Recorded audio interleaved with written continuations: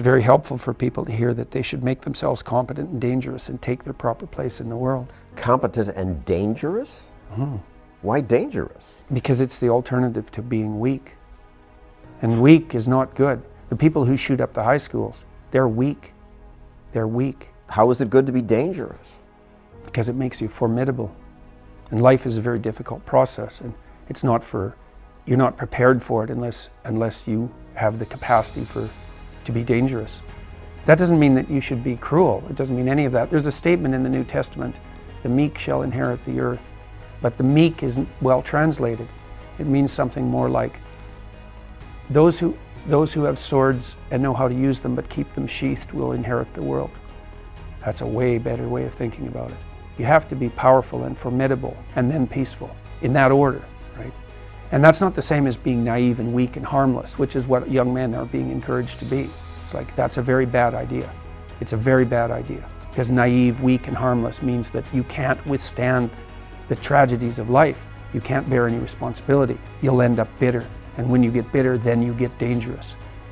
From Vox, you've claimed feminists have an unconscious wish for brutal male domination. You tell me why they line up with the Islamists. Because they line up with the Islamists, and not all do, they just haven't criticized them. Well, that's good enough for me. You know, you'd think if the feminists practiced what they preached, there'd be non-stop demonstrations against Saudi Arabia. You say compassion is a vice? If it's taken too far, you don't treat adult men as if they're infants. You don't divide the world into victim and oppressor, and then assume that all the moral virtue is on the side of the so-called victims. It's an extension of the infant predator narrative, as far as I can tell. You know, you're either an infant or a predator.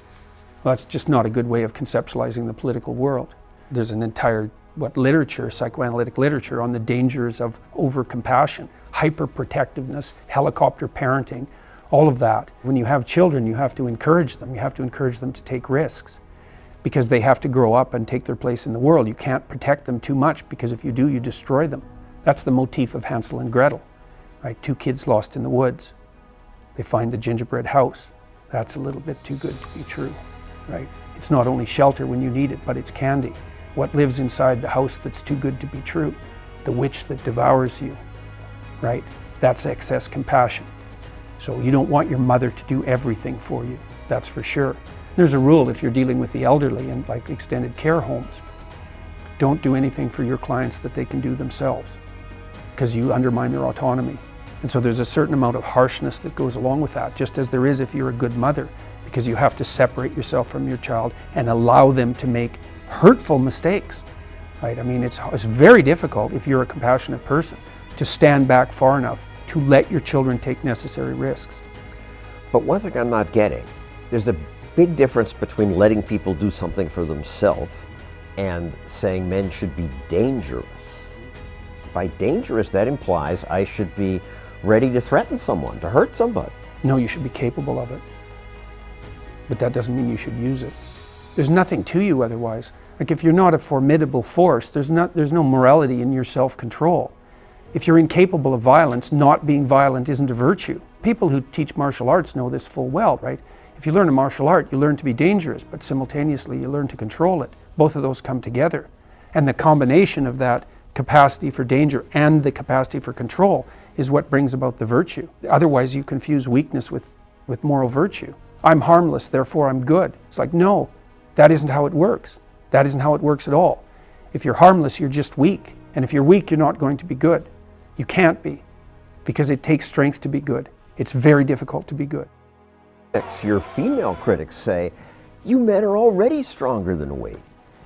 You abuse us, and you're encouraging that. No, well, that's definitely not the case. I mean, I've had tens of thousands of people write me now and say that, you know, they've taken my message to heart. They were nihilistic or addicted or aimless or having trouble in their relationships or not moving forward with their partners, their wives or girlfriends. And they've been trying to develop a vision for their life and to take responsibility and to quit using deceit, and they're better for it. And there's no downside to that for anyone, men and women alike. And most of the reason that men have been coming to my lectures is, I think part of that's just an arbitrary baseline fluke. Almost all the people who watch YouTube are men. It's like 80%, 75, 80%. It's about the same for me. So it might be that my message is particularly attractive to young men, or it might just be that, you know, I was particularly popular on YouTube and that's mostly a male domain. Yeah, it's popular with young men because you're saying, yeah, go ahead, abuse women. No, I've never said anything like that, and I think that that's It's okay to hate trans people.